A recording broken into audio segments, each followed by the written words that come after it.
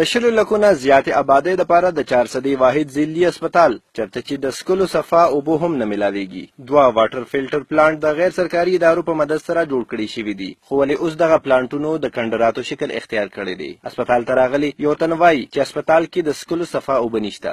خو چونکې ملګری د اوبو دا حل دی چې زمونږ په چې کوم زمونږ بنیادي حق دی د انسان زمونږ دا حل دی چې نن څلورم ورځ دا موږ د اوبو چې کوم دی نو دا اوبه موږ کله د بازار نه راوړو په پیسو، کله د جومات نه راوړو او یخه خو پرېږده چې ګرمې هم نشته دی. هسپتال ته راغلي صداقت وایي چې ماشومان ګنده اوبه وړي او هسپتال کې د علاج په ځای باندې مرضونه تقسیمیږي.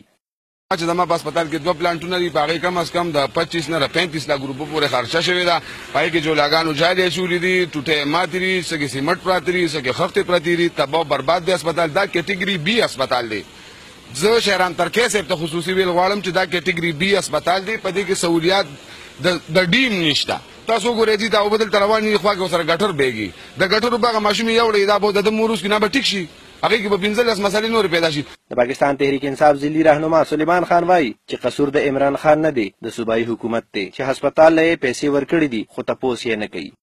زه چونکې د پی ټي آی دلته ډسټرکټ نمایندګي کوم د هسپتال، زه خپل وزیر اعلی صاحب ته دا وایم چې شهرام ترقي او تاسو ډېرې دعوې کوئ، موږ هم دعوې کوو. تا چې کوم فنډ را لېږلی دی د مرمتو دپاره د هغه په صحیح ځای نه لګي. لکه اول زه دې ځای کې ولاړ یم، یو خو دوی ته موږ یو فلټر یاد کړو، تقریبا د دې 3 میاشت کېږي چې هلته یو فلټریشن پلانټ موږ لګولی دی، اوسه پورې هغې ته فلټر بدل نه شو.